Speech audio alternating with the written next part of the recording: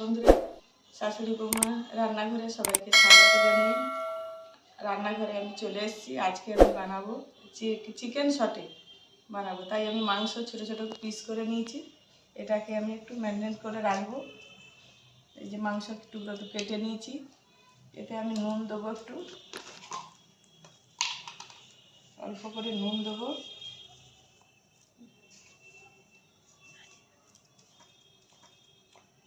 আর গোলমরিচের গুঁড়ো দেবো,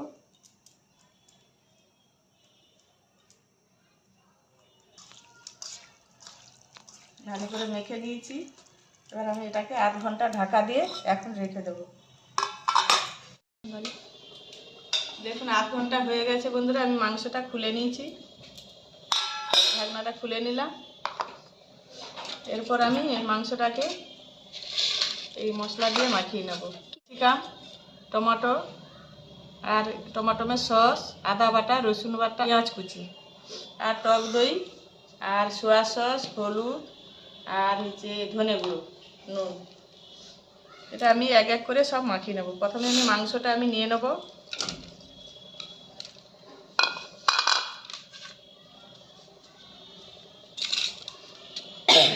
তারপরে নেব ক্যাপসিকাম, টমেটো কুচি,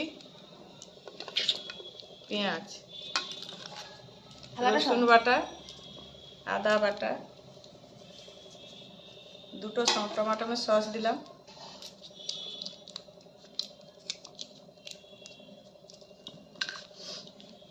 টক দই দেবো পরিমাণ মতো, বেশি দেবো না, ভিনিগার দেওয়া আছে, ধনে গুঁড়ো,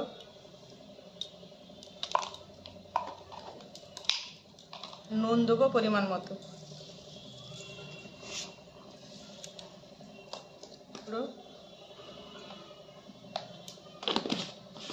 অল্প করে সয়া সস দেবো। এবার এটাকে ভালো করে মেখে নেব।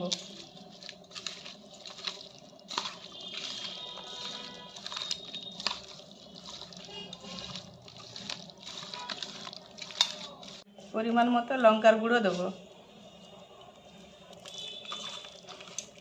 এক এক করে গেঁথে নেব। প্রথমে আমি দেবো ক্যাপসিকাম,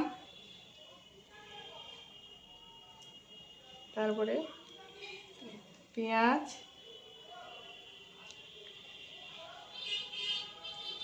এবার দেবো টমেটো,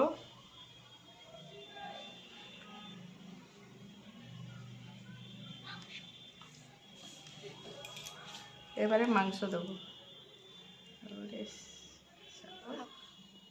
মশলাগুলো ভালো করে মেখে নিতে হতো না, ও পরে মাখিয়ে উপরে উপরে দিয়ে দেবো। এবারে দেবো পেঁয়াজ, নাকি? হ্যাঁ দাও। পেঁয়াজটা তোমার জুড়ে গেছে। পেঁয়াজ দেবো, এবার টমেটো। এইভাবে আমি প্রত্যেকটা বানিয়ে নেব। প্রত্যেকটা আমি এইভাবে বানাবো। রাখো। দেখুন বন্ধুরা, চিকেন ছাটে আমি তৈরি বানিয়ে নিয়ে চলে এসেছি রান্নাঘরে। এই চিকনি জেলে দিয়েছি, আর তাওয়াটা রুটি ভাজা তাওয়াই করবো। তাওয়াটাও বসিয়ে দিয়েছি। বেশি দেবো না, অল্প করেই দেবো তেল।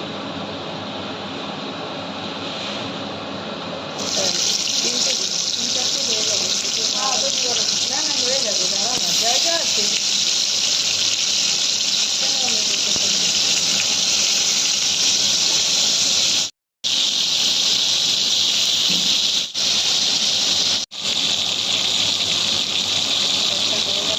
বন্ধুরা, দুটো চারটে হয়ে গেছে, আমি তুলে নেব।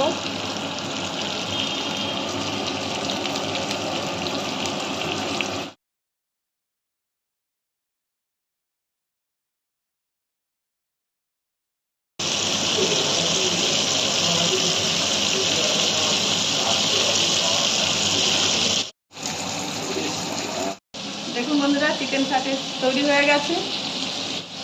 যদি ভালো লাগে তাহলে কমেন্ট করে, সাবস্ক্রাইব করে পাশে থাকুন।